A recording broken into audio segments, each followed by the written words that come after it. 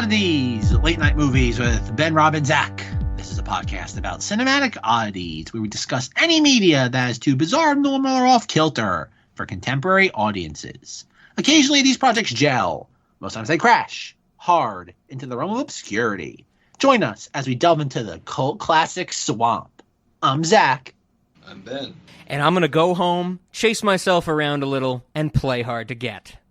We are very deep into our Spider-Man series, which we still don't have a name for, which is going to come up in a little bit. Spectacular Spider-Man. Okay, I guess it's not coming up a little bit, it's coming up now. After we recorded that first episode, the doozy of an episode, that was our Spider-Man Sam Raimi trilogy kind of retrospective, we talked a lot about, well, what do we name this series? And I remember, Ben, in that recording, you said, this is the first time I'm thinking about it, I want some more time to mull it over, that type of thing. And we three kind of just said, okay, fine. We're going to have to debate this for the rest of the series. I do have to mention, though, that in between the recording of that first episode and this fourth episode, because we live in a turnstile world where there is nothing but cinemodities at dusk, Ben did send me some ideas for what this series should be called. So just to recap, Zach wanted Into the Spider-Cast. I wanted Spider-Month : Too Many Spider-Men. And Ben sent a few ideas. I think it was maybe 5 in total. Maybe one of them was something you mentioned when we discussed the series name in that first episode. But one of the things Ben sent to me was Spider-Man's Giving.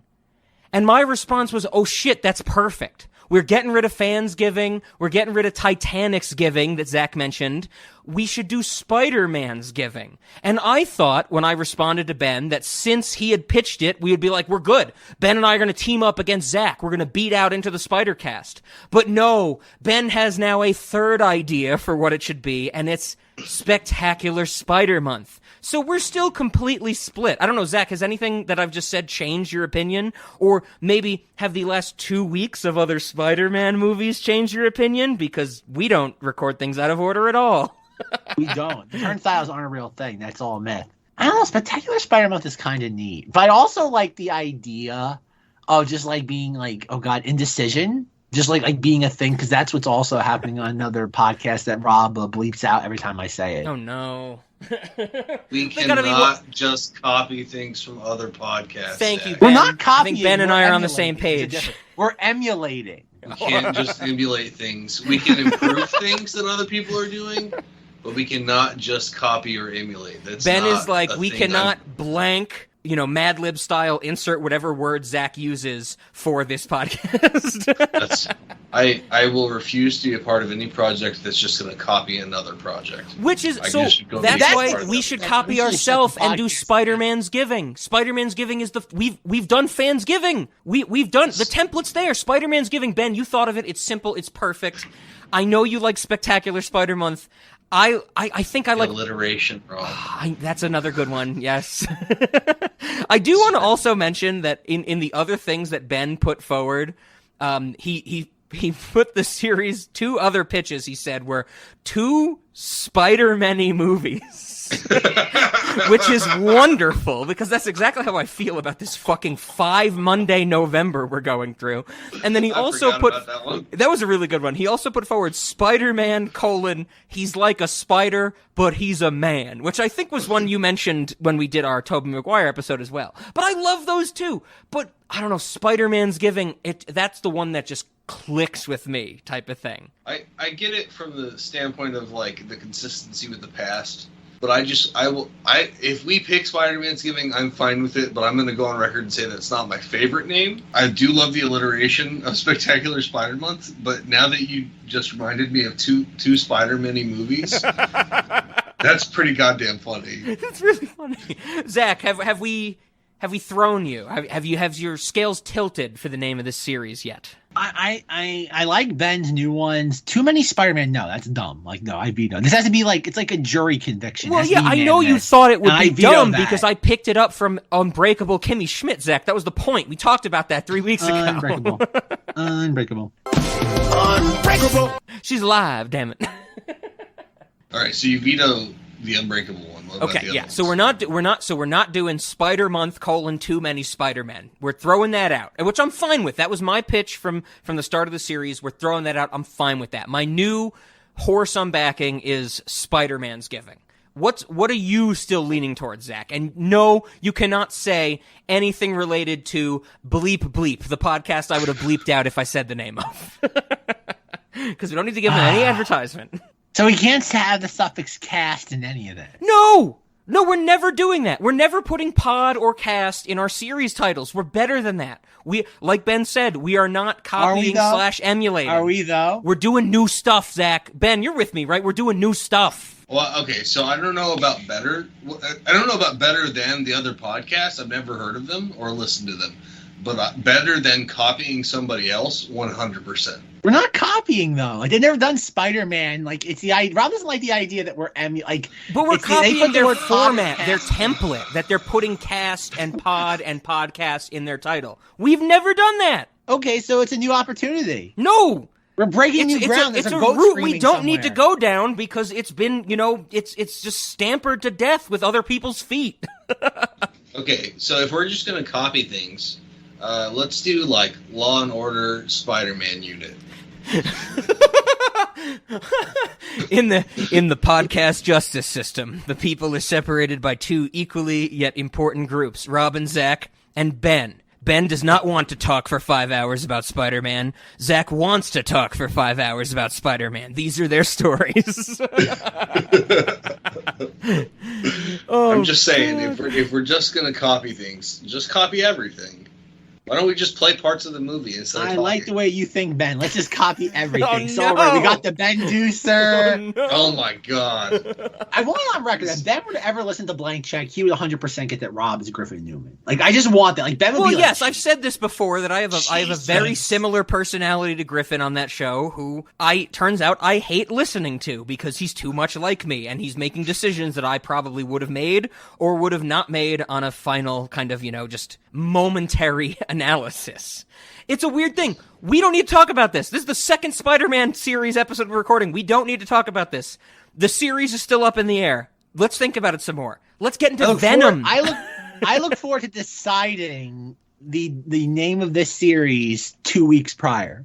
I think, if anything, the name of this series is going to be like post hoc. Like, the series will be done, edited, released, and then we will think of the title. But it'll be the 4-year extravaganza where it's eventually decided. Yeah, back in November, now that change, of course, our series name changes what all of our audience members think about this stuff. But no, we've thrown it out there. We have the next stage of the title of this miniseries. Ben has given his thoughts, but now let's get Ben's real thoughts about something that he set up at the start of the series. It's Venom. Now that we're done with the main 3 Spider-Man movie series, we did our Tobey Maguire, our Andrew Garfield, our Tom Holland, what better way to continue this Spider-Man's Giving, sorry, that might have been a little too cheeky for me, than Venom. Ben, we know back in the Tobey Maguire series, or episode, because we did all 3 in one episode, you said that you had some affinity for Venom, and you had some issues with how Venom was portrayed, if I remember correctly, but now we're getting to his standalone movies. So, with you being of course, our resident Spider-Man expert, relatively, of course, our Venom expert, in the same way, what'd you think about Tom Hardy as Venom? And of course, we're talking about Venom 1 and 2, Venom, and then Venom 2, let there be a terrible movie title. But Ben, I really want to throw over to you. What do we need to know about Venom? How different is he from what you know in these movies? Of course, the age-old question, is this your Venom? Go for it, Ben. Enlighten us. So as far as what you need to know about Venom, this movie covers it pretty well. The origin of how the symbiotes get to Earth has changed over time, but the overall idea is the same. The symbiotes somehow get to Earth. In some of the earlier cartoons, it's via infecting an astronaut when he's out on the moon and shit like that. But other than that, the end result's the same. You end up with these black goopy symbiotes that need to attach themselves to humans or to a host species to survive, and then they kind of amplify the traits of the host.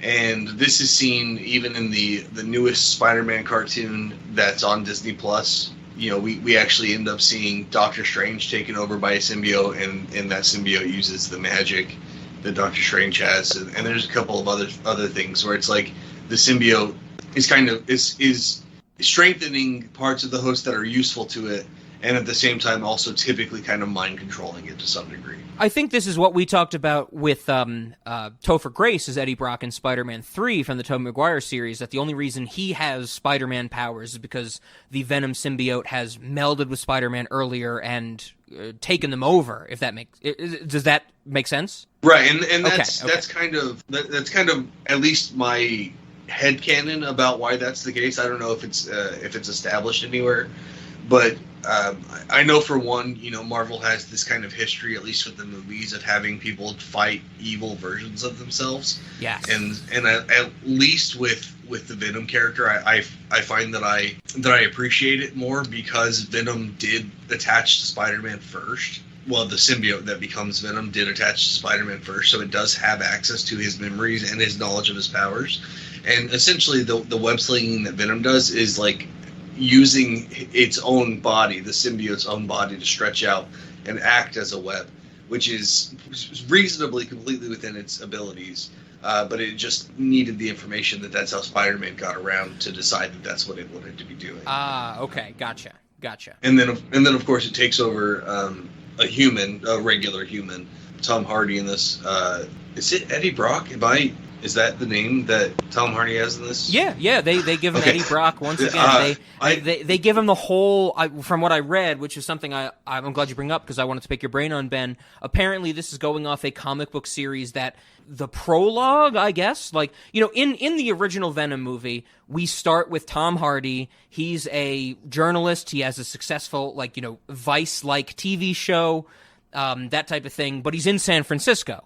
He's not in New York, which is where you expect Eddie Brock, from a rival newspaper to Peter Parker to be. And that's what I found in the comics, that originally Eddie Brock was at a different newspaper trying to get pictures of Spider-Man, to combat the Daily Bugle with Peter Parker. And then he does some shady journalist tactics, like Photoshop some pictures or says some things that are not true, and has to leave New York to go to San Francisco.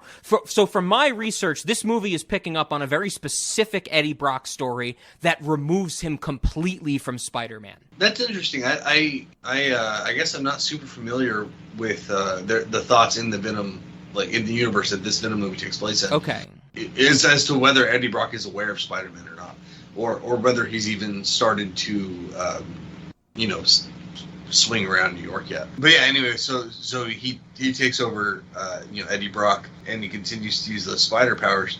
Whereas in this movie, and this is something that I really did like about this movie, he does not immediately start doing web swinging stuff. He actually, he mostly kind of digs his claws into buildings, and that's how he scales them, and he jumps around a lot.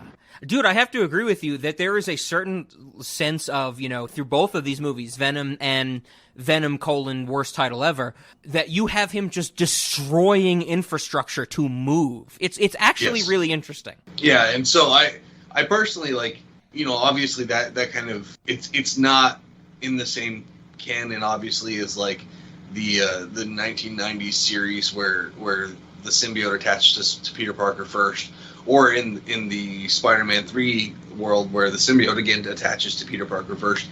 This is a symbiote that has never been attached to a Spider-Man. So in that way, going into this movie, I kind of went in as a blank slate, in the sense of I wanted to put everything I know and feel and love about Venom aside and just experience this movie for what it was, knowing that they were not going to do the things that I'm used to seeing.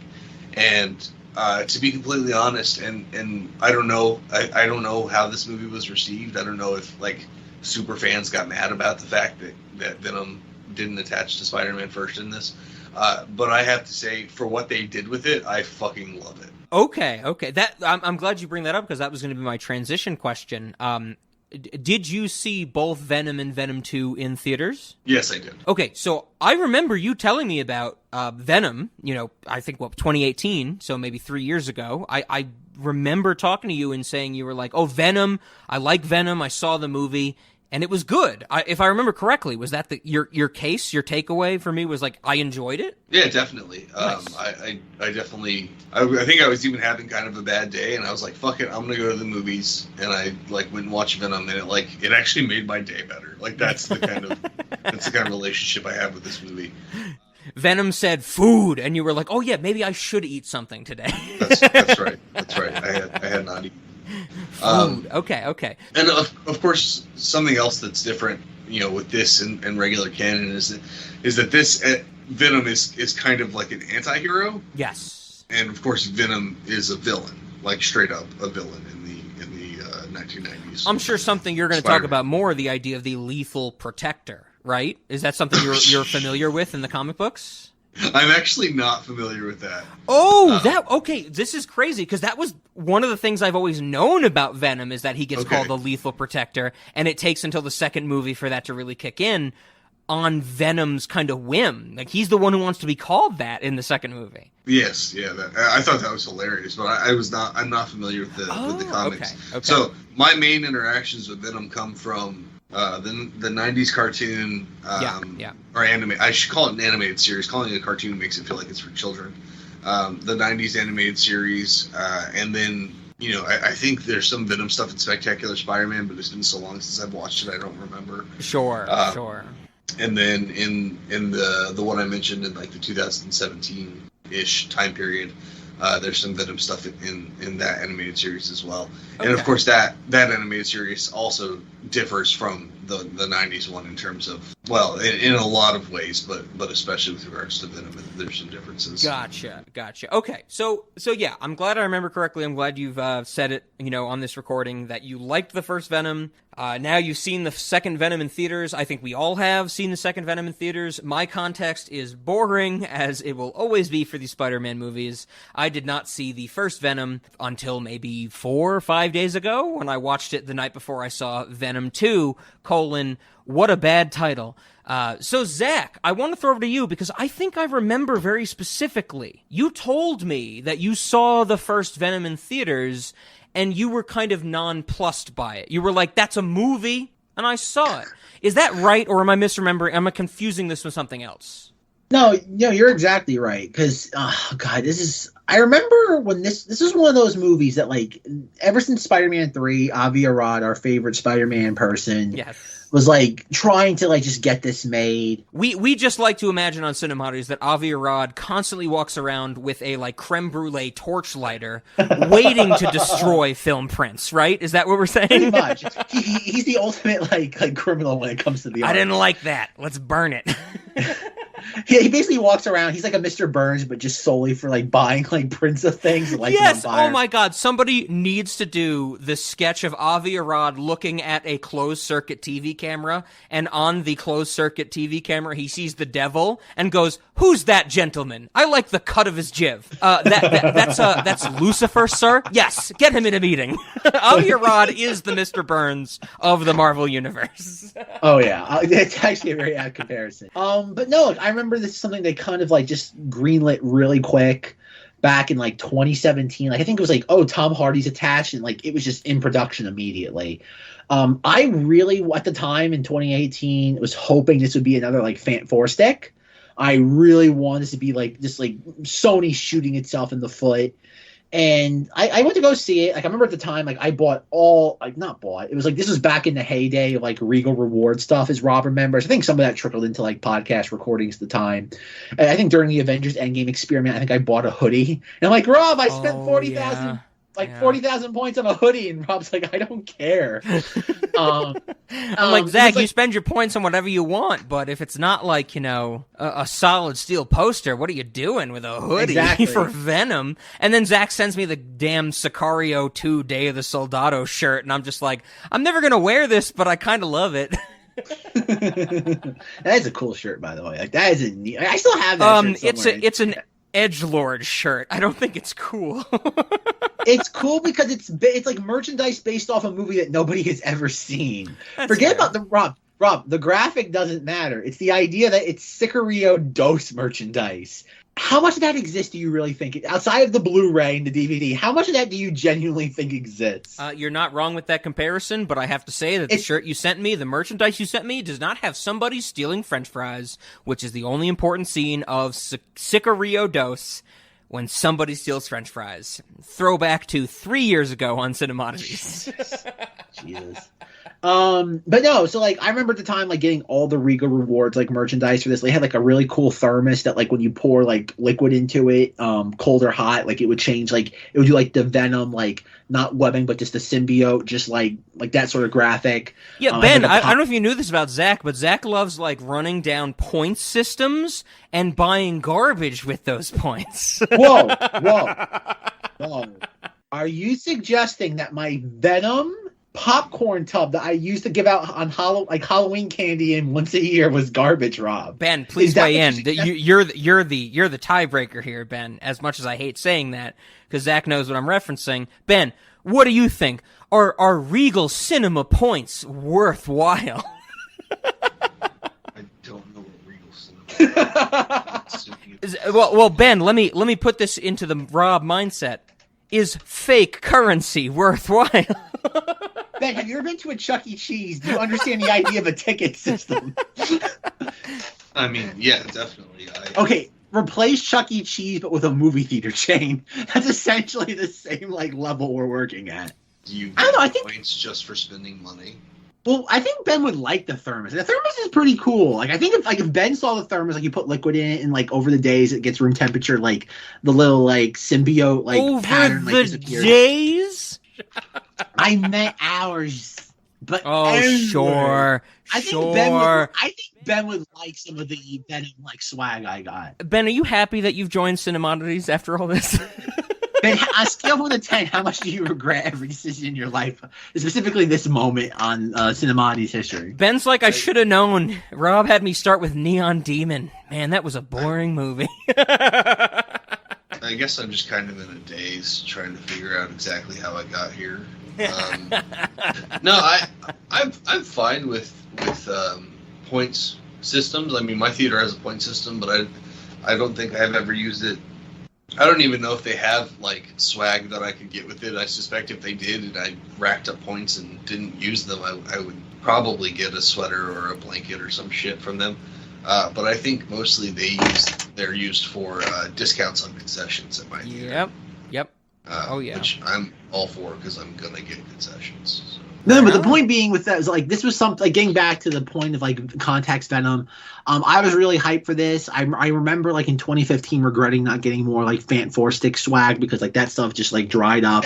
Like one of my holy grail like movie memorabilia things, they actually made like a teleportation pods from that film, like as like a weird sort of like maquette statue, and I've never been able to find it since. Like it's one of those things like you can only win it as a prize. But no, it's like I went into Venom kind of expecting a disaster, and it felt so small scale, but like in a refreshing way. Like this was right after like Avengers Infinity War, right before Endgame, and I'm like I found it refreshing. It was kind of like the equivalent of drinking a ice cold soda on a hot day. Like at the end of the day, like because it's a diuretic, it's dehydrating me, so it's not doing me any favors. But it felt good in the moment. And I'm like, okay, like this is fine. I know like on Zengness, like I talked about this, like I became like the residential Spider-Man expert for a couple of years for Zenger. It was fine. There really wasn't anything to say about it. Like we've discussed in previous episodes now, I loved Venom as a character, going back to the 90s series, much like Ben. Yeah, the Tom Hardy first film, like we'll get into Venom 2 Day of the Carnage, Otto. Zach, that was clunky, Zach. I just want to let you know that. Putting Otto at the end was pretty clunky. Want to go back to Carnage or Venom 2, The Crimes of Carnage Wall? You could have said Carnado. You didn't say Carnage Otto. Forget it. Like I said, this is a Venom episode. I'm putting as much effort into this as the producers put into the movie. Thank you. Can I jump in here? Because I'm glad now I know what you guys were thinking. I know both of you guys, independently. You know, when this movie came out, 2018, both Zach and Ben, we talked about Venom, and I had never seen it. I had never seen the first Venom movie until a few days ago. I watched it. Next day, I went to the theaters, saw Venom 2, that type of thing. I have to say, I was kind of wildly bored during both movies. I gave the first movie a 2 out of 5 on Letterboxd. I gave the second movie a 1 out of 5, but I'm thinking I should actually switch those. These movies were boring. These movies were uninteresting to me. I think the only thing I cared about in both of them was Tom Hardy's performance in the first one. He sucks in the second one. The first one, he's going half Bronson. He's not going full Bronson when he should be going full Bronson. So we've got this all out of the way. Of course, this is our Spider-Man series. Zach and Ben have some affinity for it. I have nothing but neutral to distaste for it. Where do we want to start, Zach? Do we want to start with the first Venom? How do we want to break this down? But this is the thing, though. I think you're hitting a point that you're not intending, and you're correct. I think Spider-Man has this weird sort of just like, as Rob being the academic here, like this weird sort of curve when it comes to like grading that we give Spider-Man so much, oh God, padding when we like critique it. Not us specifically as in Cinemodities, but just as like a culture at large. Because Spider-Man really has become like, weirdly enough, like the flagship superhero. Like, in a way that, like, I don't think Batman ever rose to. Like, I know, obviously, Batman's ubiquitous, Spider-Man's ubiquitous, but Spider-Man gets this weird sort of just, like, insulation.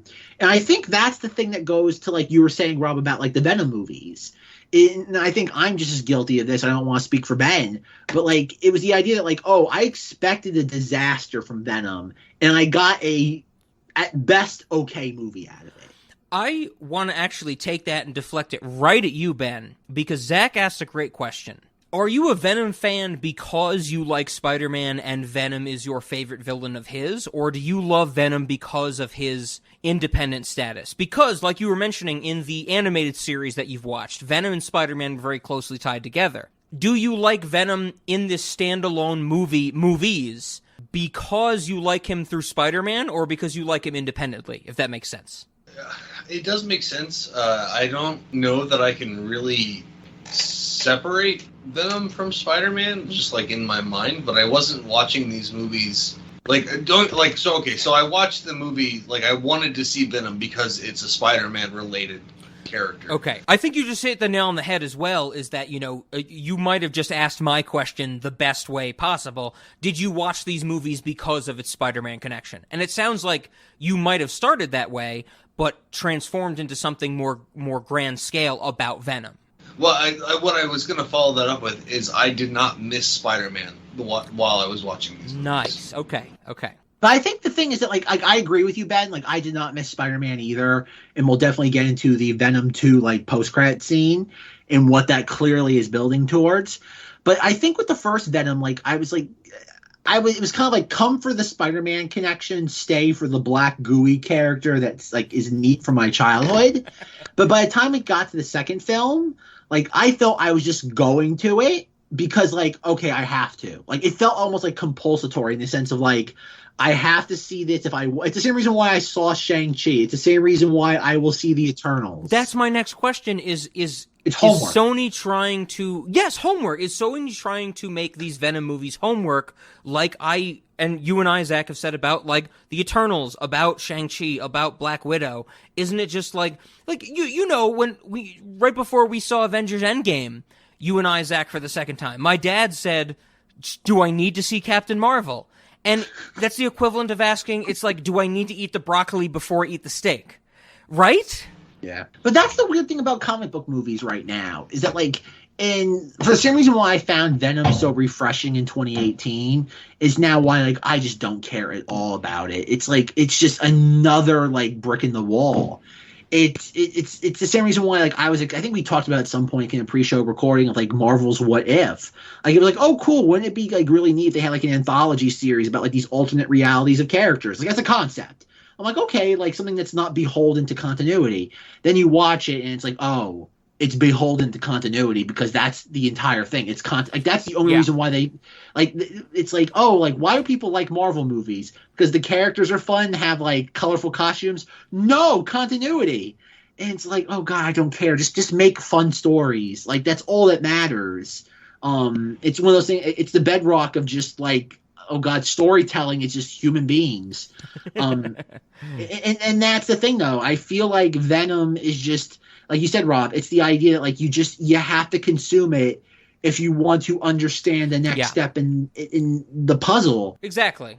It's becoming, like I said, like I agree with Ben, like big Spider-Man fan, so they're doing a Venom standalone movie. I'm like, oh, like, but it just like there was this as a comic book fan, or I'm sorry, a comic book character fan, because as somebody who's only read a handful of comics, I feel bad labeling myself that way.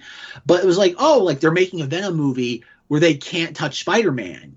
And I'm like, oh, like that's a really interesting concept. Like the idea of like just taking, like Ben said, like the idea of the symbiote being so tied to Spider-Man and completely divorcing the two, especially when you're making like $100 million blockbuster. That's a really interesting, bold notion.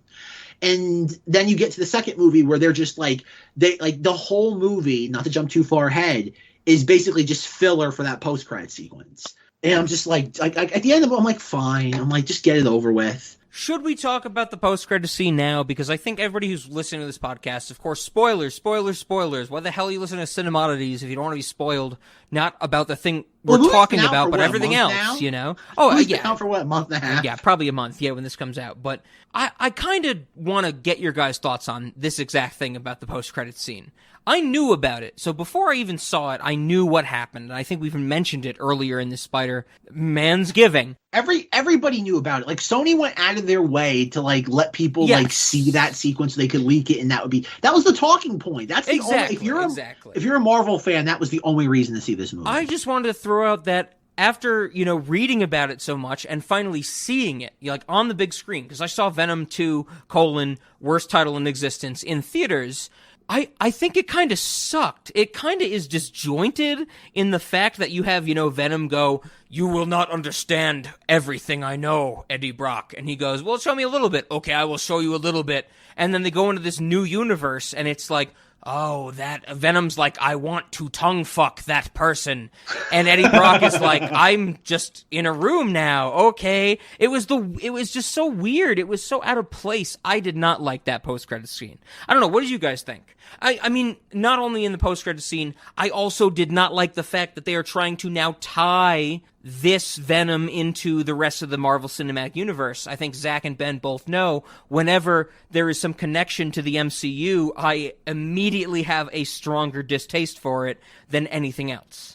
But I don't know. What did you guys think? That's the thing, though, about, like, understanding the business side. 'Cause remember Rob, like, maybe Ben, I'm not sure how much Ben knows about, like, the business side stuff. But, like, 2 years ago, remember there was that big thing where, like, oh, Sony and Disney are having, like, a divorce over Spider-Man. Sure. Tom Holland. And, like, the internet freaked out because everybody's a baby on the internet. And I think the thing is that, like, it's the idea of all Sony, like, Sony wants is to have, like, the Marvel, like, just, like, tangential, like, rub off on them. I think it goes back to what we talked about, in our first episode of the series, is that the studios want to possess certain things. If they can't possess them, they want to have them tangentially related to get that runoff, like you just said. Well, but I think you're in a weird situation. And, like, it's funny, the relationship between, like, Sony and Disney feels like an Eddie Brock symbiote, like, relationship almost. As in, like you said, Disney's the symbiote and all it wants to do is just, like, latch on to anything that it can. Sure. It doesn't care what it is. Like, it's going to, like, much like the first film, it's just going to suck the daylights out of whatever it can and move on. And whereas Sony's just like, okay, I guess there's a benefit to this. Like I guess we're a good vessel for this thing. But, like, that's the thing about just, like, all of this Marvel nonsense, like, Marvel proper nonsense. Yeah, I hate when people's like, I hate that, like, the MCU is an actual term we use now.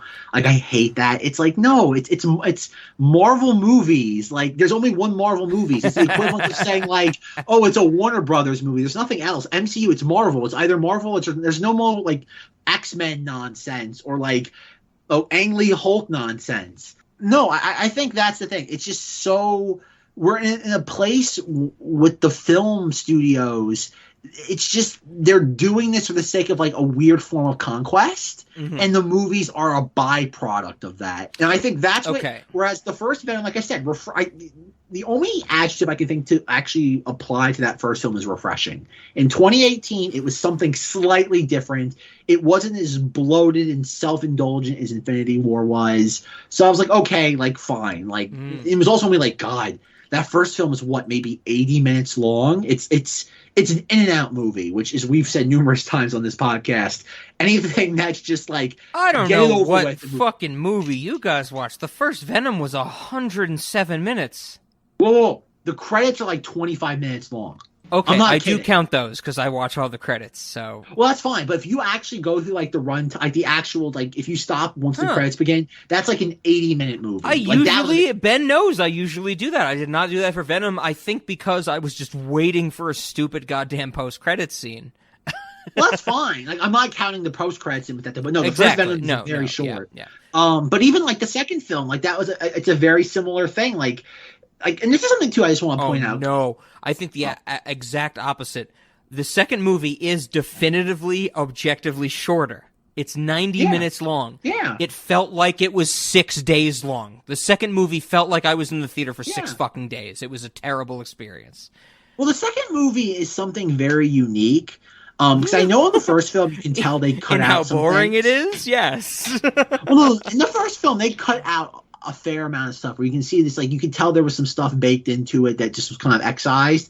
It was like the first film kind of feels like a quiche where they had some ingredients that should have been there, and then like as you're tasting, I'm like, there should be I taste almost like remnants of this, but it's not the actual like food like bit isn't there, but I taste like remnants of it that were baked into the like overall dish. In the second film, you could just tell they like took like a machete to it and just excised portions of this that just like, there was portions you could tell were there, and they just like, yeah, we don't need this. Wow. Like, okay. I think I feel the complete opposite. The first movie was a boring slog of watching somebody toast a piece of toast. The second movie was Andy Serkis going, yeah, I don't know, put the camera here. I have so much to say about how much I am against these movies, but I think before I don't want to railroad this with my negativity, of course. I have to ask Ben. You will. I mean, I will eventually. Ben, there's 2 things I had to throw over to you. There's 2 things that I was kind of thinking maybe you'd notice, maybe you wouldn't. If you don't notice them, you're going to love them or hate them. There's a good and a bad. Which would you like first, Ben? The good or the bad reference? Surprise me. Ooh, okay. I'm going to surprise you with the bad first. How about that? So, in the second movie, which I think, Ben, you've, if you have not said, you've told me before we recorded, that's the most recent of the Venoms you've seen. Venom 2, Let There Be, bad title. Yes. In that movie, do you remember how Tom Hardy, for most of the movie, I think it's a good, 60 to 70%, he's wearing this, blue t-shirt that says Mumford Phys Ed Department? I did not notice. Okay. This is actually the case. I picked up on this in the movie because it was so relevant to me after looking into this before I actually watched the movie because I'm a spoiler freak. Tom Hardy, allegedly, apparently, however you want to call it, in his costume decision, wanted to wear this shirt because it is an identical version of a shirt that Axel Foley wears in Beverly Hills Cop. So Tom Hardy is actively choosing to be dressed like Eddie Murphy in Beverly Hills Cop. This was the bad thing. See, Zach knows. Zach wasn't even here for that episode. Anybody in the audience, I'm sorry, you had to hear 20 minutes of that song because that's what Martin Brest would have wanted. But Ben, that's the bad reference, which I decided to give you first. That Tom Hardy allegedly on set decided to dress like Axel Foley from Beverly Hills Cop. That's upsetting. It is upsetting. Ben, can I give you the better cameo now? When Tom Hardy is acting in this movie, it was his decision to be as crazy as he is in that first film. So everything he does, from getting in the lobster tank to the whole, do I put my hands up? Do I put my hands down? Do I put my hands up? Do I put my hands down? That type of thing. Hey, Eddie. Who the hell is this guy? I'm gonna need Mr. Drake's property back. Oh, What are you doing? I'm putting my hands up. You are making us look bad. No, I am not. Yes, you are. No, I'm not. Yes, you are. No, I'm not. Why would you do that? Because it is a very sensible thing to do. Eddie? I will take care of this myself. Eddie, where's the bug? That was all Tom Hardy. And this is my transition to saying my favorite part about the first movie was how good Tom Hardy was in that role of Eddie Brock. Of course, Venom has motion capture, CGI, that type of thing. But man, Tom Hardy is owning the scenes where he is just losing his mind as Eddie Brock pre-Venom. I wanted to know, Ben, from your knowledge of this in the comic books and whatever, is this kind of accurate? Was it good for you, bad for you, that type of thing? I don't know that there's ever been any kind of emphasis on an illness that the symbiote makes the host experience or anything like that. It's always been a very quick takeover, and then they're swinging right into action. So that was just kind of, I felt like something that they just decided to put in. Okay. It was okay, I guess. I enjoyed Tom Hardy in a lobster tank, I suppose.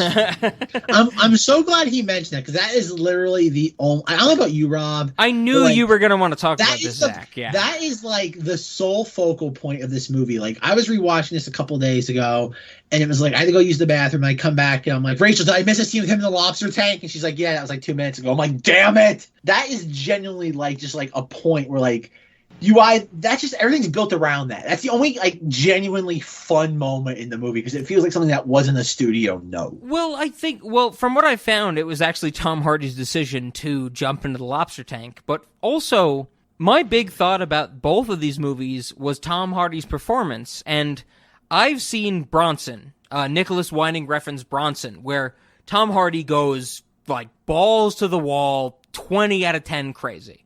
And I feel like in the first Venom movie, he goes, maybe half Bronson. In the new movie, he goes maybe like an eighth Bronson. And it's not as fun as I want Tom Hardy to be. Like, Tom Hardy can go crazy as an actor. And when he doesn't, I feel kind of, Underwhelmed. Underwhelmed, yeah. I was going to say gypped, which I don't think I can say anymore. So, but yeah. Whoa, Rob, we know the correct... You can't say gypped, Rob. What, as we learned in 10th grade history class... I can't say Jude either. I can't say gypped to Jude? Okay. Ben, I found my note that I was trying to find earlier that I did some, talking over. Another thing I thought you might notice... In the second movie, in Venom 2, which you saw in theaters, Ben, do you remember the scene where our kind of like non-Venom characters, the ones who were like running the experiment, they walk through the insane asylum, and there's that dude in the cell who pounds at the glass. He's like, monsters everywhere. Like after they've seen the tentacles and whatnot in Ravencroft Asylum. Yeah, I remember this. Did you notice who that person shouting monsters was? It's not coming to mind. Okay. Dude, you're gonna love this. It's Scroobius Pip. Oh, shit. Yes, it's actually Scroobius Pip. I was like, when I did my research, I was like, either Ben's gonna know this and talk about it immediately, or I'm gonna get to blow Ben's mind. Scroobius Pip now has an acting credit, and he is in this movie. That's phenomenal. My name is Johnny Depp, and I kill people. I guess that's the best Scroobius Pip reference we can make, right? On this podcast, Ben? It's an addiction, and I ain't proud of it. But the power that you feel, there's no cloud in it. The fear before the fact, as they know something's wrong. Their vain attempts to scream, their muffled swan song. The struggle, the shock in their eyes. My grip around their throat as all their hope dies. That sudden loss of breath, there is no thrill equal.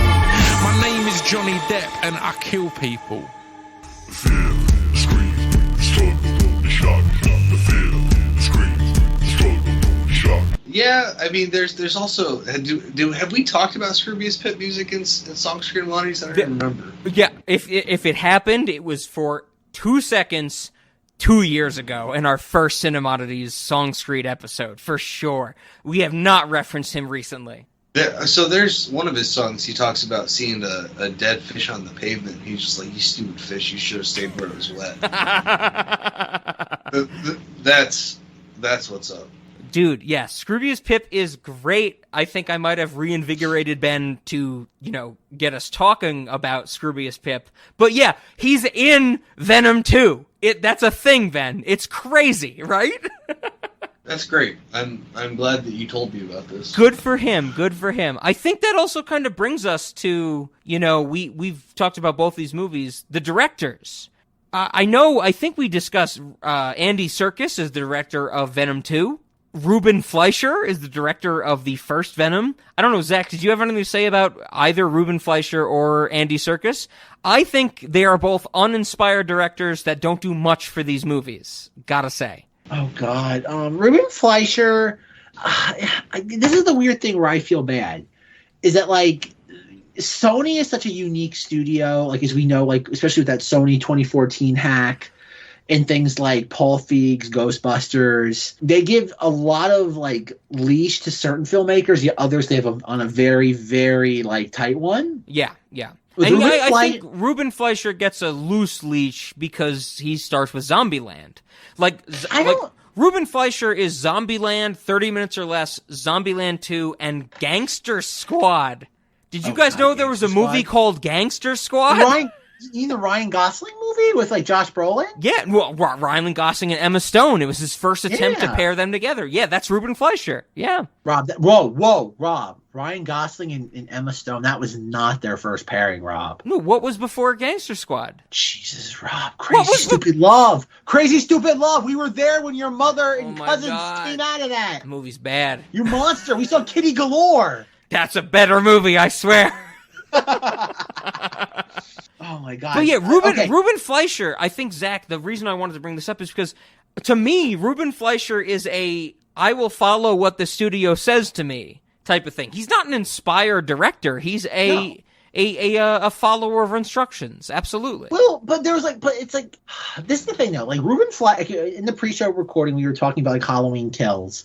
It feels like Ruben Fleischer's in that same camp as someone like David Gordon Green is in. He was he was a filmmaker that was in that comedy school at first, as in worked on a lot of comedic big budget, relatively big budget films, and then migrated to different genre fare. David Gordon Green's getting way more. Gangster Squad fucking bombed. Zombieland was a success. The 30 Minutes or Less in Gangster Squad were tanks. Do you remember the beef in Gangster Squad's defense? That was supposed to be released right after the Aurora, Colorado shooting thing. You are the first person in the universe to ever say to Gangster Squad's defense. The entire universe, Zach, has been okay with just deflecting this into nothing. But that's the thing.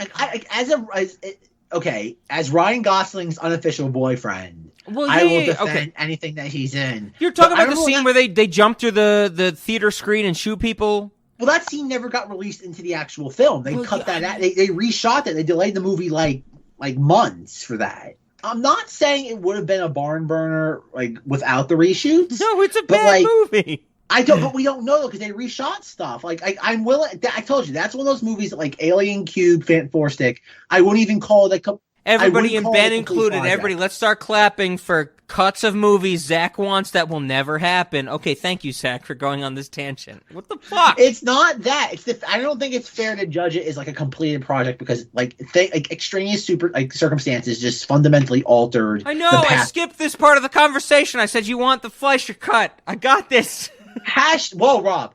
Hashtag release the Fleischer cut. Oh my God. Okay. Yes. Okay. And Ben, everybody. Ben, you and I were going to tweet hashtag Fleischer cut. We did it, right? Okay, good. Thank you. Ben is dying to talk about Venom again. You know that, right? I think Ben's just giving up on this. Ben's let them enjoy their nonsense. Something like that. Ben is dying. It's pretty accurate. Ben is dying. Ben needs phenylamine or whatever the brain chemical in chocolate is. Rob, did you just say fennel regarding Ben another podcast that references fennel with their Ben? Okay. No. Ben! You're a monster, Rob. You're just culpable. You're the monster! I'm not the monster! Ben can agree. Rob is not the monster. Ben, I wanted to throw something over to you because, of course, you've seen Venom and Venom 2, bad title. Are you aware of the internet's thoughts about Simbrock, about the Venom movies being romantic comedies? Are you familiar with the internet's belief about that exact thing that I just stated, that Venom and Eddie, or Symbiote and Eddie, are, like, tied together through a homoerotic relationship? I don't know, Zach, if you want to clarify anything I just said, but that is a huge part of the internet culture of these movies. Yeah. I am vaguely aware of it. I know that there were talks, grumblings, or whatever you want to call it, on the internet about there being some kind of, like, I don't know, coming out scene with Eddie Brock and Venom in the second movie, and then there was some kind of hate for somebody who is involved with the movie saying that I don't know. He didn't exactly say that that's not what was happening, but it kind of implied it. Well, how do you feel about this now that you've seen the second movie? Because I don't know if Ben is aware of this. I think, Zach, this might be one of the things you're ready to talk about. For the home release of the first Venom movie, they marketed it as a romantic comedy. And so there was a lot of kind of runway into the second movie being a romantic comedy.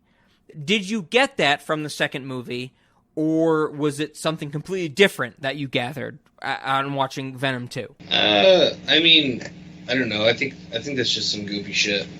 I don't think there was anything homoerotic about the relationship between Venom and Eddie Brock. Okay, I kind of agree with you for the most part, but we have to talk about when Venom kisses Eddie Brock. Like when Michelle Williams in the first movie, possessed by Venom, kisses Eddie Brock and transfers Venom to him. You guys know what I'm talking about, right? Like the Venom kiss, the big tongue kiss of the movie. That's very sexual. Yeah, that was Venom trying to get them together. Like, it's talked about kind of a lot throughout the second movie, how much Venom likes Eddie Brock's ex. So, but doesn't that make that first kiss, that kiss in the first movie, more sexual? Because in the second movie, Venom wants Anne back so badly? Yeah, I mean, it's sexual. It's certainly sexual, but it was sexual in a heterosexual way. I mean, I think what Ben just said, he said heterosexual. Like, that's like bigotry right there. Because when Venom is in Anne's body, Michelle Williams' body, when Venom is constantly talking into the back of her head, how could you dare kill Heath Ledger? Zach, I'm setting you up for later. I know you're going to want to talk about that. But when Anne kisses Eddie Brock, it's not Anne kissing him, it's Venom. It's the symbiote. It's the alien creature. Yeah. I think that's what most people are latching onto from what I've read on the internet. That's what makes it so sexual to them. That's stupid, though. I'm kind of half and half with you there, Ben. It's like, yes, it's so loose, it's stupid, but the other half, I'm like, kind of like, yeah, that was my favorite scene from the first movie when Venom kisses Eddie Brock. I'm like, this might be the only scene I'm really like entranced into the movie type of thing. But I mean, like, it's so clear. Like, Venom wants Anne, is that her name? I don't even remember. Anne. Back in Eddie Brock's life. Like, Venom wants her back in Eddie Brock's life. Yes. Like, if this was some kind of, I mean, unless, I guess you could go the route of arguing that he wants to be in a throuple, but it's not, but it's, at the very least, it's not just a romantic interaction between Venom and Eddie Brock, but there's literally nothing else in the movies that supports that. Like, they have their spat, and you could argue, I guess, that is kind of like a lover spat, but it's also kind of like having a really fucking annoying roommate spat. Yes. Okay. No, I like that interpretation of it, Ben, for sure. I think a lot of it is that, like, that, again, I could be wrong, this is my own kind of, like, short-sighted, like, analysis. It's like, isn't Venom supposed to be almost like his id, in the sense of, like, it's allowing all those primal urges out, like the idea that, like, oh, look, it wouldn't be right to be with Anne, she's with Dr. Dan. And then, like, Venom's, like, kind of, like, lets all that out. right? Like, am I wrong in seeing it that way? Or Well, I think that's what Ben was saying before about how the symbiotes in the comic, emphasize or hyperbolize a personality trait, right? Yeah, definitely. Yeah, so that's definitely the case. That I don't know if I'd go so far as to say he's the it, but he definitely has his own desires, and or rather well, yeah, in the movie he has actually some of his own desires, which is eating people mostly, but he also has this whole like you won't do it pussy kind of effect on Eddie Brock, which we see more of in the first movie, where he's like jump, and then the next scene is him waiting for the elevator, and he's like pussy. I'm glad you bring that up, Ben, because this is something I've wanted to talk about for both of these movies. I think it's better in the first movie, where we get Eddie Brock, Tom Hardy. He's interacting with something. He has thoughts, and then it's punctuated for a jokey purpose of Venom saying something. In the second movie, they continue this. Like I really, really hated when, Eddie Brock first interviews Cletus Cassidy, and Cletus Cassidy goes on a useless rant about why he's a serial killer, and then Venom is like, he's a dick. And then the movie kept doing it. The movie kept having Venom, respond or commentate on what we were seeing through Eddie Brock's eyes. And I really disliked it because I thought it was so annoying. But then, in the moment it was useful, is the use of the F word in the movie. When Cletus Cassidy goes on that final rant, and Venom goes, fuck this guy, and eats his head. I thought that was great, but wouldn't it have even been greater if we didn't have all that editorializing from useless Venom lines throughout the rest of the 2-hour movie? I'm going to come at you from the story-oriented perspective. That was primer to get us in the mindset of the fact that their relationship has become kind of irritating. So are you saying that the movie is really working towards the climax of Eddie Brock and Venom saying we are symbiotic, but Cletus and Carnage are not? Well, yes, I agree with that. I don't know if that's Benjamin, I agree with that. That's not exactly where I wasn't thinking that far out. I was just thinking that all that stuff is really setting up the whole Eddie Brock needs alone time. Eddie Brock's tired of Venom being there all the time. He's tired of him talking all the time. Well, that's their whole middle odd couple part of the movie, right? Well, no, but that's what I'm saying. The reason that what you call editorializing with Venom in the background, the reason that's there is to make that fallout make sense. Venom being there all the time is annoying. That makes perfect sense. I guess what I was getting at is more of when we want to talk about the arc of Carnage as a character, he's almost lost in that midpoint because we're spending so much time on Eddie Brock and Venom. That's what I was getting at. Yeah, I agree with that, and I'm not going to suggest that that's not my favorite part of the movie, but I do think that, to their credit, the thing that they did really well in the first movie, and that you're commenting on that they did worse in this movie and in the second movie, and maybe pushed it too far. I think they pushed it too far for that story point, but I don't know that I think that story point should have been in the movie. But I do think that was not just a mistake. I don't think they were oh, this was good in the first movie. Let's just do it all the time, and we don't realize that we're overdoing it. I think they overdid it on purpose. Okay. Zach, I don't know if Zach has thoughts on that. That's an interesting story decision perspective. That's the thing. I can't help but see with that. This is where I become the jaded producer mindset. I just don't see again, go back to Avi Arad. Can you imagine Avi Arad having these discussions with anybody? He's the kids love the black gooey characters. He's chomping on a cigar as he's just lighting the drapes on fire in the Sony boardroom. It's the kids love the gooey black guy.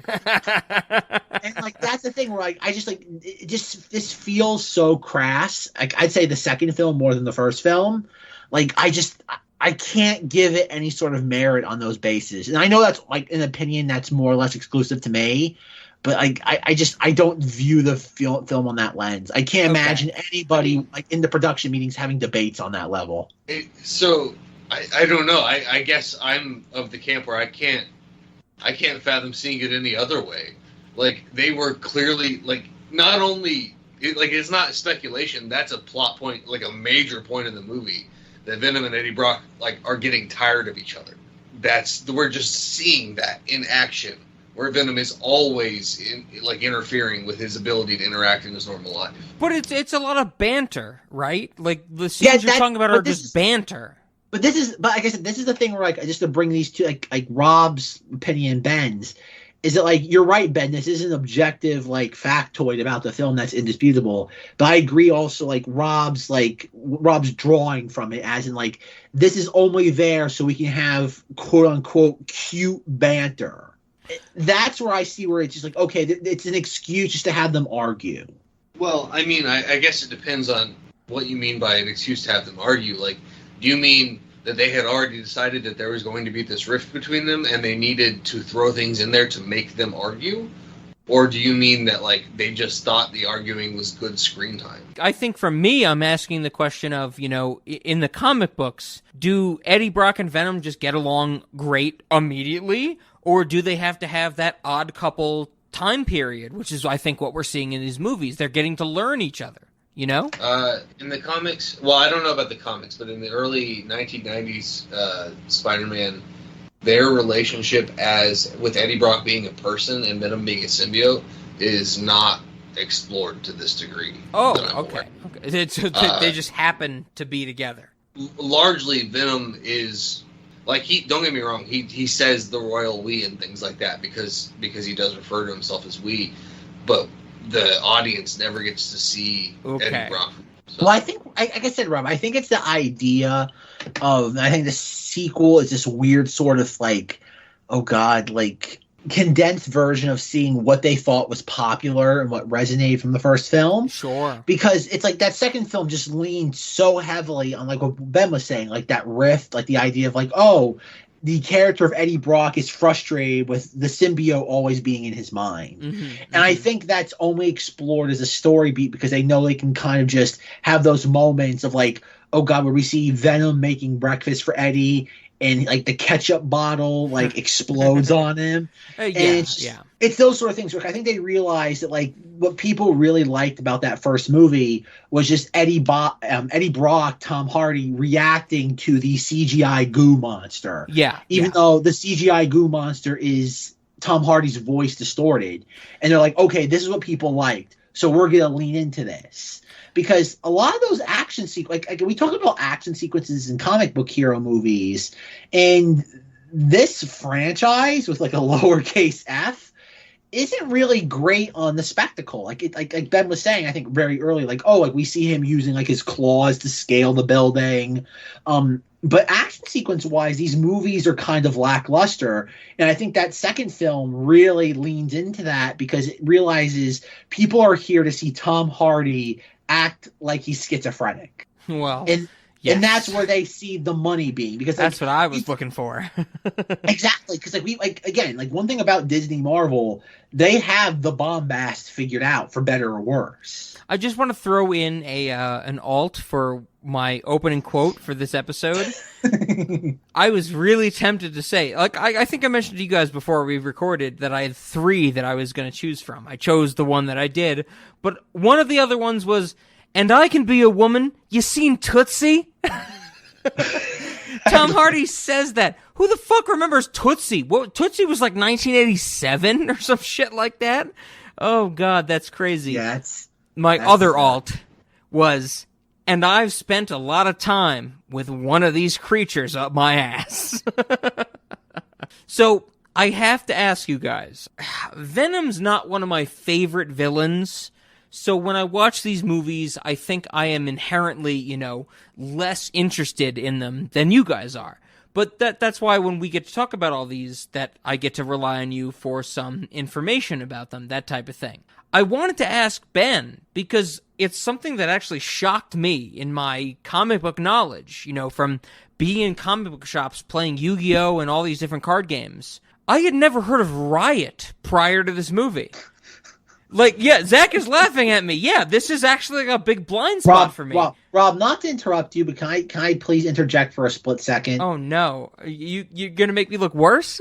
No, Rob. 95 I would say 99% of people who saw Venom in its entirety, whether it be in theaters or at home, had never heard of Riot either. Oh shit. Well, okay, this is where I'm really now interested in what Ben thinks. Like, Ben, me, somebody who, like, lived in comic book shops playing card games for so long, I did not know about these, like, kind of loose-limbed symbiotes type of thing. I had never heard of Riot. So this first movie with Venom where Riz Ahmed becomes Riot, I'm just kind of like, I guess this is what I have to deal with. So is that something that is, you know, I'm on the negative end for? Like, I should have heard about this. Is Riot like kind of an obscure comic book character? I would love to get your thoughts on general of just what Venom and the symbiotes did in this duology. I had heard of Riot, but I don't recall from my experiences with Spider-Man any kind of like elaborate involvement of Riot in the animated series. Whether he is heavily involved in the comics or not, I wouldn't know. But I had heard of the character Riot. Same with Toxin. Okay. I don't know much about them, but I have heard of them. Toxin was my next biggest question, because in that second movie, I was just like, what is this person with blue eyes supposed to be? You know? There was a big thing I want to talk about with both of these movies. Well, sorry. With the first movie, it's kind of the second movie has, to a lesser extent, the first movie, Jenny Slate as Dr. Skurg? Ben, is this a comic book character or not? Dr. Skurg? Do you know of this? Not one that I'm aware of. Okay. Jenny Slate, I gotta say, I think she's ruinous to this movie. She's terrible. Yeah, I mean, she literally makes the movie unwatchable. Rob. I'm not sure. I know you don't remember this, but Ben might. I remember when they released the first like Venom trailer back in like summer of 2018. Oh, and she pronounces the words wrong. Yeah. Yes, she pronounced the symbiote wrong. She's like symbiote. In like internet, like Marvel people were like burn her at the stake. They couldn't wait to like kind of just like torture her. And then in the film, if you watch the first Venom film, every single time she says like symbiote, it's ADR because like they cut away the moment she's about to say it. Yeah, there's a reason she dies at the hour point of the movie is because she fucked up most of her lines. Here, don't get me wrong, Jenny Slate is a really, really good actress. Her stint in Kroll Show, the sketch comedy show that we did not discuss back in our sketch comedy Fort month, Zach, is undeniably some of the best acting, period. Jenny Slate is amazing. Jenny Slate is wildly miscast and fucks up the entirety of this movie. I barely remember her performance, and I don't think it impacted my feelings about the movie at all. I mean, I remember her character and what her character did. I just don't remember anything like that stood out about the way she was portrayed. Well, so I also had no frame of reference because I've never seen her in anything else. Zach, your thoughts on Jenny Slate? Jenny Slate's one. I remember like in 2018. Like, she was one of those names that I always saw a lot like pop up on social media, and I'm like, who is this person? Because of SNL, because of sketch comedy shows, sure. And I just never like she's again like that's the thing, like she gives a bland if not boring performance in this. Yes, but that's the thing though. That's the thing about this movie. I wanted the first Venom to be like I wanted Catwoman. I wanted Elektra. And like Jenny Slate is not good, but she's not a dumpster fire.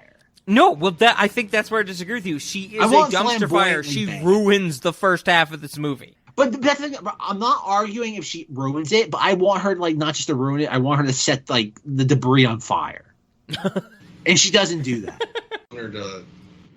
I want her to piss on the ashes. Even if she does save the debris in the second half of the movie, Tom Hardy with his dedicated batshit wild performance puts it out. Like the first movie is performance-based. The first half being terrible because of Jenny Slate. The second half being amazing because of Tom Hardy. Like I said, Jenny Slate, like I said, she's one of those actresses that I feel like we've talked about a few times now in Cinemodities where she's in that pantheon of actors where they haven't done anything. They're not particularly great. I think they're just very bland and boring. But social media has elevated them. to a level that they don't deserve. I know what you're saying, but I don't think Jenny Slate is social media worthy. I think Jenny Slate has gotten her due because of Parks and Rec and because of Kroll Show. Kroll Show was not. But Rob, okay, this is the thing though, Rob. I don't mean social media. I mean social media as in like it's the reason why. Oh God, the streaming rights to The Office are worth tens of billions of dollars.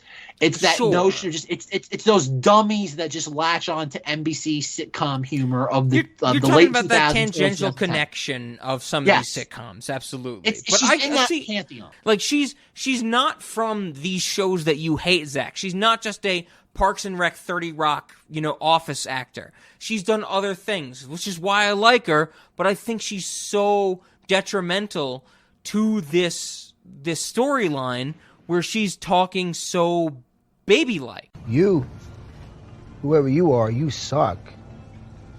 Okay. My name is Doris Skirth. I need your help. I work at the Life Foundation. You do? Yes. Wow. Good for you. We're done. Mr. Brock, please listen to me. Everything that you accused him of, you were right. It's all true. I don't care anymore. Really? Because he's got a lab filled with poor people and they're all signing waivers that they don't understand. And he's using them like guinea pigs and they are dying. They are all dying. Rob, is there any... Okay, Rob, I want you to take a step back for a second. Is there any reason why to combine the words Venom and detrimental in the same sentence? Does this movie matter at all besides just cynical cash grab? To me, no. But I think that's kind of what we're discussing here as well. I think giving this film the adjective detrimental is like helping its cause. You're elevating it by giving it that label of that anything regarding when Ben comes in and Ben has all these things to say about this movie, I think it's different from when I say, like Jenny Slate is so ruinous to this movie. I think Ben is able to look past this one, because she dies in the middle of the movie. I think Ben can look past that and talk more to you, Zach, about what is the legacy of this movie. I'm coming from when I watch it and I'm just so against it from the beginning type of thing. So I actually have a bit of a question just for Zach about this comment about this being a cynical cash grab. I need some clarification on what you mean about a movie being important and whether a movie even can be important outside of it being... Well, okay. That is a very fair question, Ben. And sometimes, I am so, steeped in the weeds of this, as Rob knows. Oh, God. Okay, blockbuster cinema is a weird sort of terrain as to what is important and what's not important. When it comes to Spider-Man and Sony and the whole legal rights thing, this is something I really wanted to delve into in our Raimi discussion, but unfortunately some things had to be nixed because a 4+ hour discussion. The point, going back to Ben's question though, when it comes to the Spider-Man film rights with Sony, and this is something I really want to touch upon in the Raimi discussion. Hopefully, we will have gotten to it in the Garfield discussion. What the fuck is Zach talking about? I know, we're going through the turnstiles. Kenneth Branagh has a gun to Elizabeth Debicki's head. It's a mess. Oh, okay. Let me hit the floor with some sunscreen. Okay, I'll be right back. No, this is the thing. When Disney bought Marvel, there was a clause in the contract. It was very veiled. It's very clouded in legalese in that, Sony's ownership of the Spider-Man rights had a clause that said it could sunset if Marvel as an entire entity was purchased by another company. So what Sony did, and this is all allegedly based on things I've read, listened to, watched over the years, was Sony kind of tried to pay the Pied Piper with, we'll give you different rights to things. You can have the television rights to Spider-Man. You can have the merchandise rights to Spider-Man. And all these things happened to the point where it became that unless Sony makes a Spider-Man property being the key word here, film, the rights for everything, specifically the cinematic film rights, will revert back to Marvel Disney. So Sony, everybody keeps laughing why are they making a Jared Leto Morbius film? They're not making that film solely because they feel there's a market for it. They have to make that film so they can retain some level of contractual right over the Spider-Man character. That's what I mean by this film being a cynical cash grab.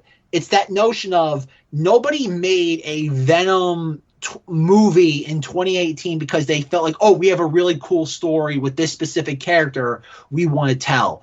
The impetus to this, the core is Sony had to make a film with a Spider-Man tangential character in order to retain the rights so they can make money off this, whether it be through video games, just any sort of ancillary media, or even the main movie property stuff.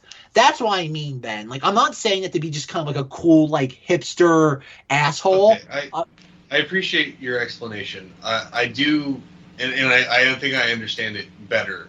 But I do kind of have a question / maybe a challenge about the way that you're looking at this, which is, you said that they have to make these properties to maintain these rights?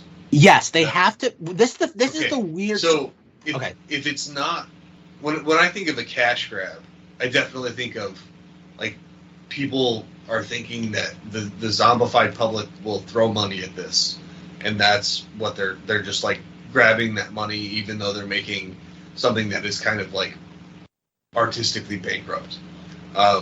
In this particular case, well, and let me see something else about that. I feel like that makes the people who make the movies in that case kind of like the villain of that little story, whereas in this particular case, this is a situation you just described. These contractual situations where they have to produce this content to maintain those rights. Like, I'm not so certain that I view the studio as the villain in that. Like, I might view the contractual situation they're in more as the villain because it's forcing them to make content that isn't great for the sole purpose of the ability to make content in the future. You're not wrong. Like, that's the weird. Like I said, we're getting to a point now with like cinema and just like Hollywood, just like deal making, especially now that like Disney has 9/10 of the Marvel rights back, except for Spider-Man. This stuff isn't as kind of pertinent as it once was, like 3+ years ago. No, like it's that's the thing, Ben. Like, I know Rob and I have talked about it a lot, like in our doomed Fantastic Four discussion, the idea of like, oh, what's the idea of like making a movie solely to retain the rights without any sort of intent to release it? There's that sort of discussion. And that's where like something like, I know Rob, like when it comes to some of these like documentaries that are very esoteric, and Rob's like, Zach, why are we watching this? Like, this was very dry. Like, going back to the Waking Sleeping Beauty episode, and I'm like, Rob, like, this movie is probably, like, when it comes to context for a lot of Cinemati's discussions, maybe one of the most important things we'll ever touch upon, because it lays out the groundwork as to how these movie studios view these things. But getting back to your point, Ben, the idea of like, oh, like the contractual obligations being the bad guy as opposed to the creatives involved. No, like I said, like I when I say like cynical cash grab, I'm not trying to punch down to Ruben Fleischer or Tom Hardy. They are just trying to do their job and earn a paycheck. It's the idea that like there's a difference between making a superhero story that somebody wants to tell. Like right now, and I really hope we can touch upon this, like when we get to our animated Spider-Man episode in this series, I'm currently playing the 2018 Spider-Man PS4 game. And that feels like a story, I could be wrong, that somebody, like a writer, like sat down and was like, okay, let me tell a Spider-Man story that we've never seen before. Whereas with Venom 2018, it feels like an amalgamation of just the animated series, all like the pop culture of Venom as an entity seeping into this. It feels much more like just, oh God, an average of everything we know about the character as opposed to a novel concept. And I mean that novel in the most like boiled down, unimpressive way possible when I use that term. I don't disagree. Definitely there's a lot of, I think what you said was actually pretty good. The average of the maybe lore, for lack of a better word, of all the Venom stuff. Exactly. There. But I do have to assert that the first Tobey Maguire Spider-Man is essentially that as well. Oh, no, I agree. Oh, no, I 100% agree. But the thing about Tobey Maguire, Raimi Spider-Man, the first one, is that it's the first Spider-Man live action film. Well, proper live action, as in like they had the resources to execute it without any sort of like limitations. It's that old adage of you don't have to be the best, you just have to be the first across the finish line. And I think that's where we talked about it in the Raimi discussion. It was just the first, so it kind of set the tables as to how we're going to view Spider-Man cinematic material going forward. I think we all agree that's probably not the first film is not the best Spider-Man story ever told. It just was that first version of bringing it alive to mass audiences on a level that the character had never been seen before. Like, I agree with you 100%. Yeah, and I'll give you that. There is a qualitative difference in the fact that was at least the first in, like you said, with a high budget, and that does kind of mean something. Plus, there's the question of how big a risk can we take, etc. But that, to me, at least to some degree, feels like studios actually making a cash grab by saying, can we take this thing that people already like and just change the medium and make money off of it, if that makes sense. Like I said, I agree with you. I think we're just kind of splitting hairs on specific, just like notions when you really get into the weeds of it. I guess the main difference is who I want to be mad at. Versus who you want to be mad at. Well, but that's the thing. I think that's where it goes back to like Rob and I's passive disdain of Avi Arad. The like Venom 2018 wouldn't exist unless Avi Arad willed this into existence. Like, would you disagree with that, Rob? I have to respond now? What? Yes. Rob, you can't sit on the sidelines for this long. But you're here, like, okay, Rob, you're kind of like, okay, you're as weird as it may sound, as painful as to say, you are like the arbitrator here because like Ben and I are both Spider-Man fans, like in a deeper sense than you are. And sure. There is that notion that like, you understand the business aspect of this, not just because like of just your cynical disdain for superhero movies of the late 2000s era.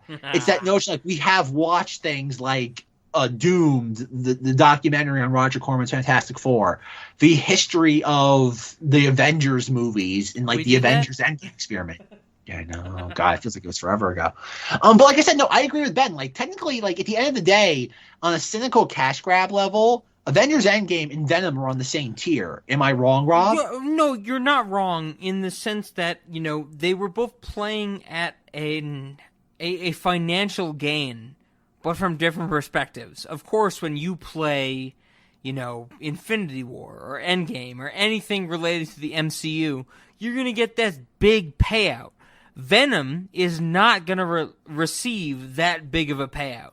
So Venom is just kind of relaxing or relying on things that we see or know from the Venom universe. And I think that's why I have such a big problem with Venom 2, Let There Be Bad Title, is because I thought they had to shove so much into that sequel.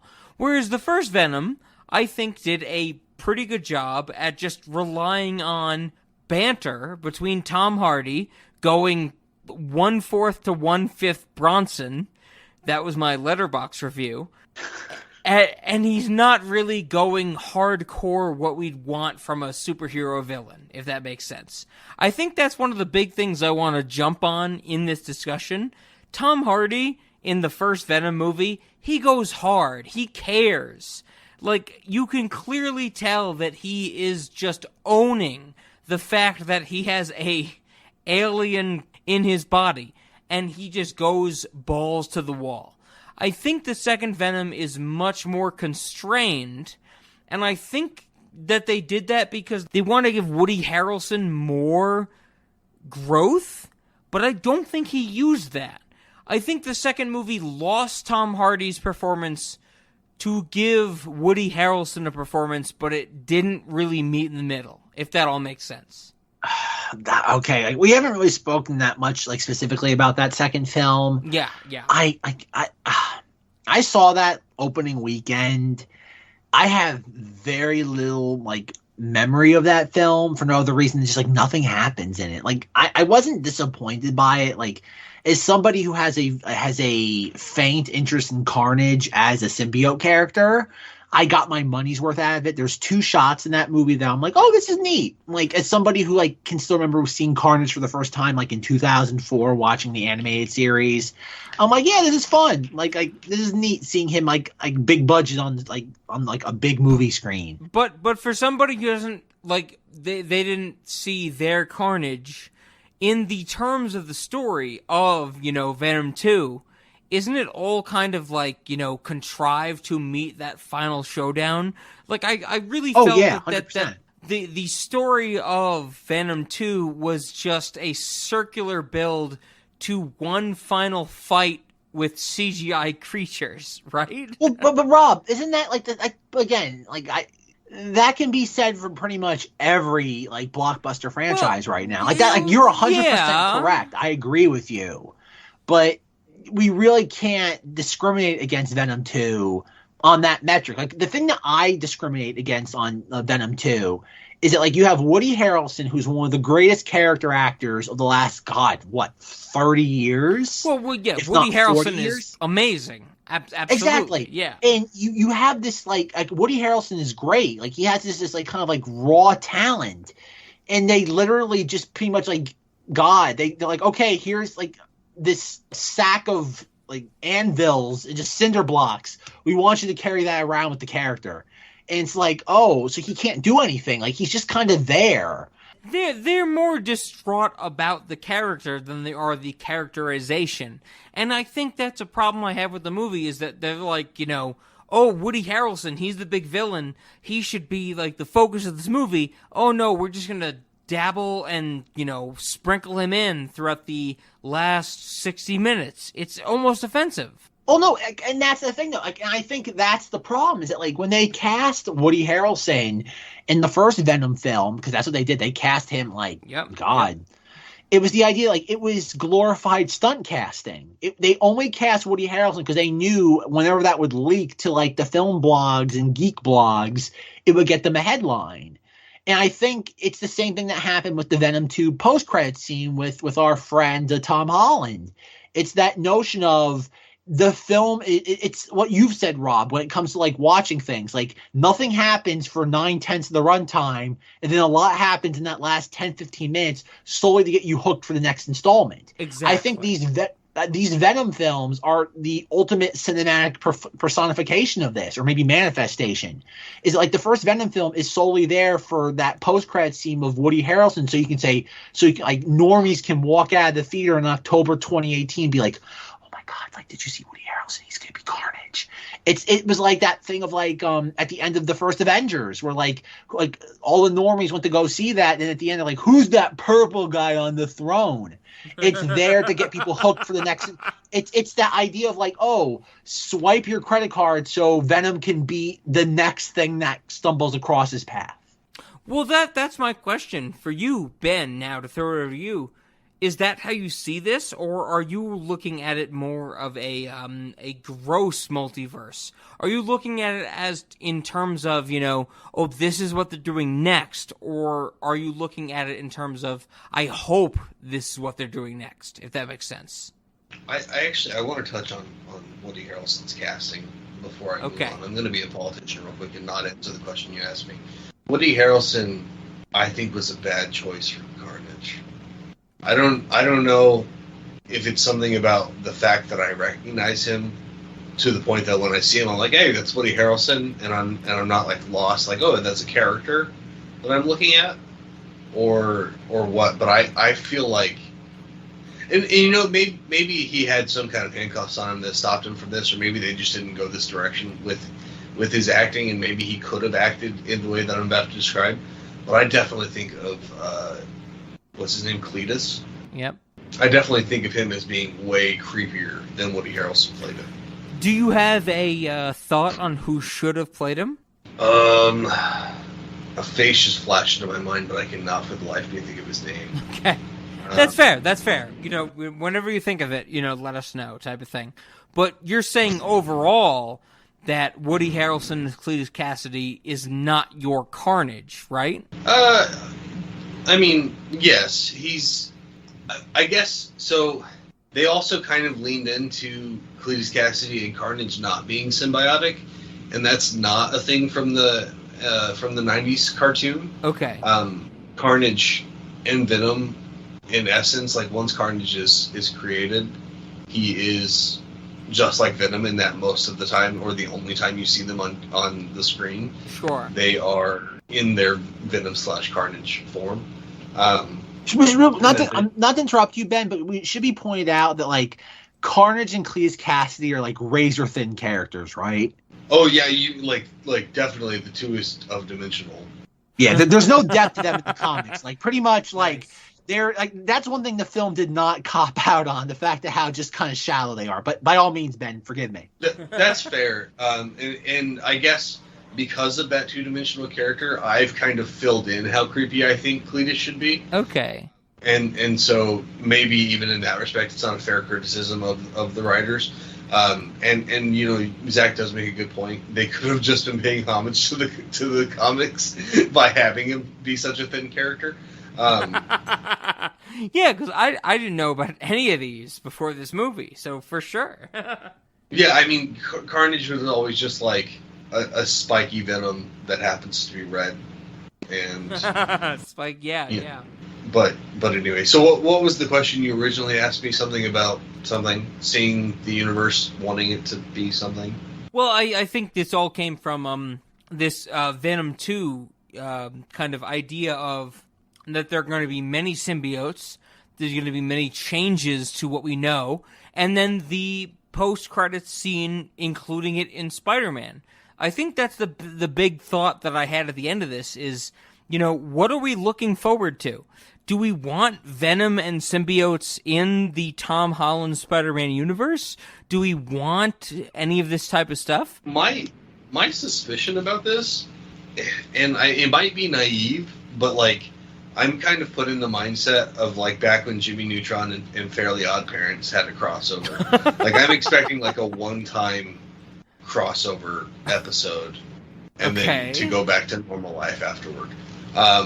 So that's not necessarily what I want. It's just what I expect from what they're going to do moving forward. I just, as far as I'm concerned, if they want to bring Tom Hardy's Eddie Brock into the MCU and they want Venom to interact with Spider-Man and I don't know, have him become an actual villain because he's not so like he would. I don't know what his like relationship to Spider-Man would be in the MCU because he's not actually a villain. Okay. Whereas in most, if not all, stories that involve Spider-Man and Venom, Venom's a villain. Yeah. So I'm just not sure what that relationship would look like between those two characters. So I don't know. I mean, maybe they'll surprise me and do something interesting with it. Yeah, I think what you just said, Ben, is leading to me to another question I had for you. Is like I just said, you might have gotten on some fringes of this, but do you want all of these universes to come together? Do you want the Venom to meet the Tom Holland, to meet the new Iron Man, whatever they're doing these days, type of thing? What do you think? I think it'll be great fun for a movie. But to be completely honest, just in terms of scope, I don't know if this is the case for every comic book fan, but every comic book fan I know has like a few characters they really care about and follow, and then they read the tie-ins to those characters in the bigger stories, but for the most part they don't dabble or care about the other characters as much. Okay. And so I guess just in terms of scope, I feel like the studios are trying to follow too many characters, and like you said, there's this feeling of it being homework. Like if they made it so that missing one of these movies didn't fucking matter, then it would be a lot more like the comics, and I'd be all about it. Like make every fucking superhero movie you want, as long as I don't need to see all of them. Like let me see the ones with characters I care about, and let me skip the other ones, and I would be all for that. But since that's not the route they've gone thus far, I don't want them to keep these characters in the universe. It's just too much already. if they decided to go that route and make them a little more compartmentalized movies where you can get a little bit of sense of tie-in, but you're not really missing that much if you don't watch it, then yeah, that's great. Like, let me watch more Venom movies. That's awesome. But don't make me watch more Venom movies. Yeah. If that makes sense. No, I think that makes perfect sense. Well, like, so you mean in a sense, like, do we want to see Venom folded into the Disney Marvel nonsense? Yeah, I think that's the biggest question is, do we want to see this episode's kind of anti-hero, drawn into what we know as heroes? I don't care. Like, it's the idea of, like, well, again, it's indifference. Like, it comes down to, like, technically, if we, like, look at what DC does with, like, Warner Bros. Does with DC. It's that notion of they have all the characters, they can play with them however they see fit, and look at how they just constantly keep fumbling them. And it's like, okay, like, you have TV show tier DC nonsense. You have, like, the animated TV series that's, like, a combination of, like, oh, God, HBO Max and just, like, straight to DVD. Then you have, like, the Ezra Miller Flash where they're like, God, how many different live-action Batmans are there now? Like, we have Michael Keaton Batman. We have Robert... 8? It's a ridiculous amount. It's a ridiculous amount, and it's only a matter of time until they sign they write a check to Val Kilmer and George Clooney just solely for continuity's sake. Don't you dare bring Val Kilmer into this. He has his throat cancer and he's dealing with it. Leave him alone, God damn it. Have you seen, like, there's this new thing on the internet now where people are, like, reevaluating Batman and Forever? Have you seen that now? Where people are like, it's like that same thing that happened to the Star Wars prequels, trying to make, like, in 2009. Batman Forever gayer than possible? Because it's a very gay positive movie. I'm not touching that with a 30-foot-and-a-half-foot pole, but I do know that the same thing that happened to the Star Wars prequels is happening to Batman Forever. I'm just letting the audience at home know that. Be prepared, because there's going to be a resurgence of Val Kilmer Batman nonsense. Have you heard this? I don't know what that thing was. What was the same thing that happened? Well, that's the idea. Like, the Star Wars prequels were quote unquote crapped on by the like media in, like, the mid 2000s. Yep. And then by, like, 2000, like, Rob knows from, like, all the weird, like, Star Wars stuff I've thrown his way over the last, like, 5 years. People have, like, reevaluated the Star Wars prequels, and they're like, yeah, this isn't, like, the cinematic cancer that we preached it was back in the late 2000s. Have we all... we're done with Venom, right? Snacks and, questions. Yeah. Oh, God. This is going to be pretty abrupt. Zach, the one thing you wanted to say about it, and then I guess we're getting into questions. I guess Rob is ending this discussion. Yeah, I mean, Ben, do you want to talk to Zach for, like, 6 more hours? No, I mean, I'm fairly good on. I've said most of the things I need to say about these movies. So yeah, I'm really good to hear some of Zach's final thoughts. Only thing in Let There Be Carnage, there was 2 moments where I'm like, yeah, this is neat. Like, this is worth the price of admission. When Woody Harrelson and Cletus Cassidy is going through the prison, just, like, wiping people out.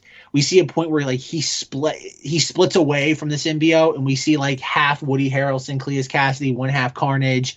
And I'm like, yeah, this is neat. Like, as somebody who was a big fan of the 90s cartoon, like, I can only imagine, like, in 2004 where I really was seeped in this.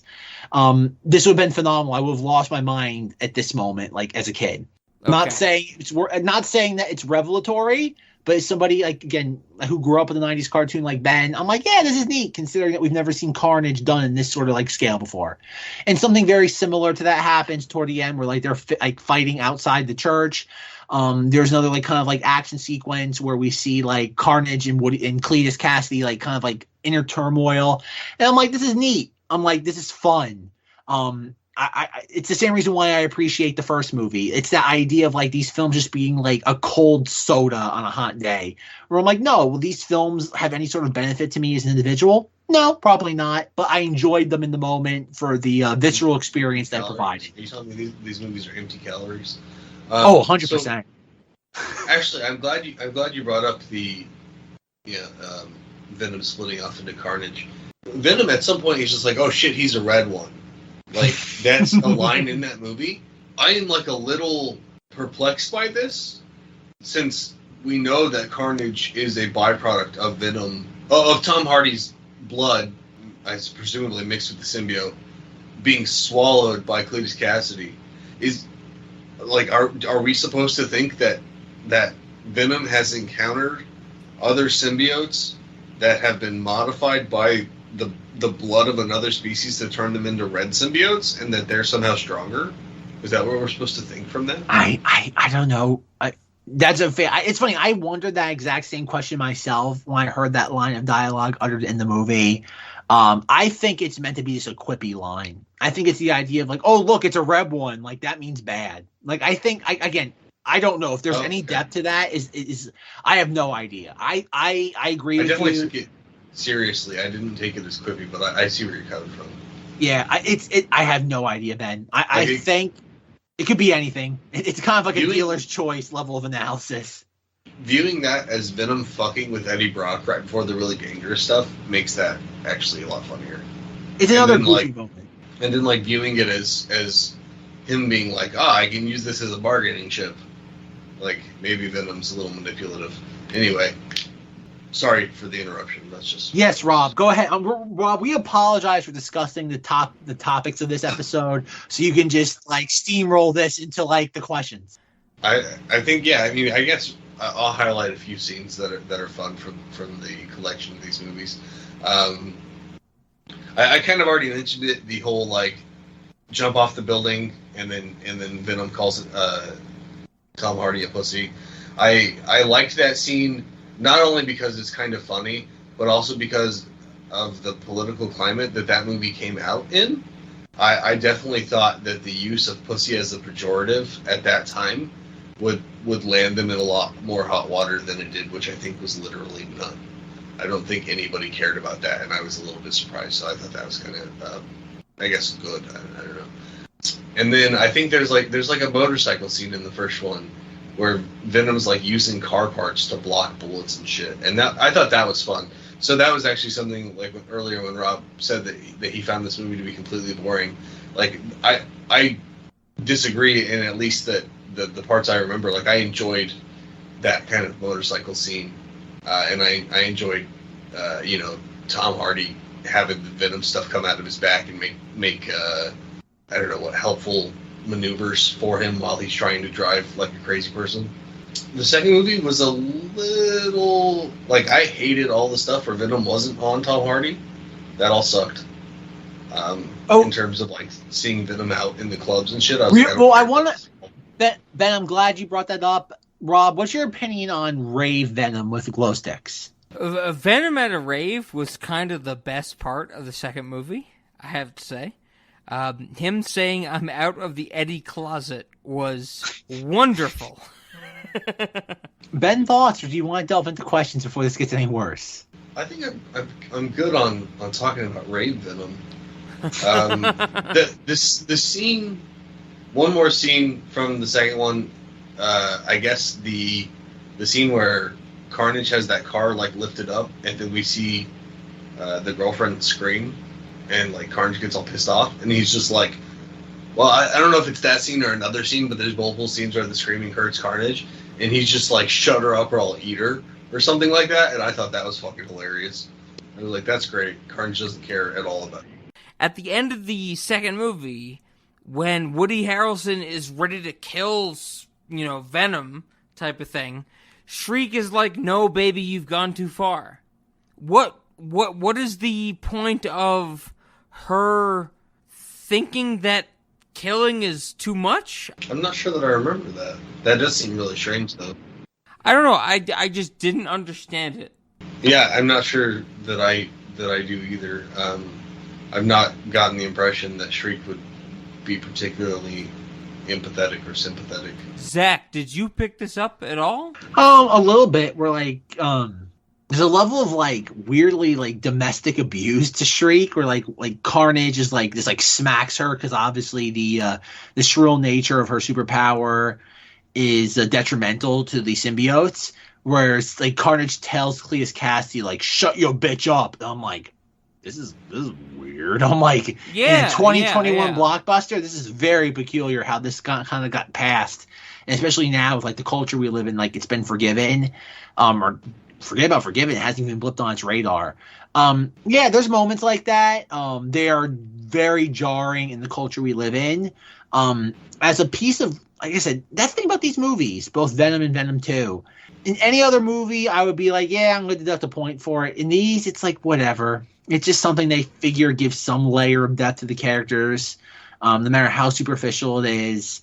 Is it a problem? Yeah, from not cultural reasons or socio-cultural reasons, more for plot levels. But I just don't care enough to really like dig into it because I think it's just there for the sake of being there. Yeah, that sounds right. It's kind of like filler dialogue. It's easy character development, if you can call it that. Yeah, well, it feels like it's unearned, but... Rob, can we please go to our questions so we can just put this episode out of its misery? Cinemodities, late night, all that stuff. Let's start with that. We are talking about Venom and Venom 2, : terrible, terrible subtitle. Ben, what do you think for these questions? Cinemodities, no. Late night, I wouldn't turn it off if it was on. I might even see it on the TV guide and be like, oh, that sounds great. Let's put that on. Oh, that's a thing? I think Ben wins solely for, like, referencing TV guide. Like, that alone, like, you know what? Ben wins. Ben wins this discussion. Yeah. I agree with his assessment for just referencing TV guides. If it pops up, why not? Yeah. Yeah, it's weird. Like, if you were to, like, forget about the current world we live in, but let's, like, rewind, like, 15, 20 years ago. Both of these movies, like, if this was, like, a Sunday afternoon and they were playing on TNT, like, in, like, back-to-back fashion, I'd be like, yeah, like, just, like I'm folding some laundry, I'm just, like, kind of, like, doing my bills, like, some background noise. Yeah, they're fun. Like, you want to hear that, Venom, Venom, Venom? I listen to that every day on my way to work. I'm just like, it's like, I'm just like, Venom. Like, it's like I'm pulling into the parking lot. I'm like, Venom, Venom, Venom. When did Eminem get on this call?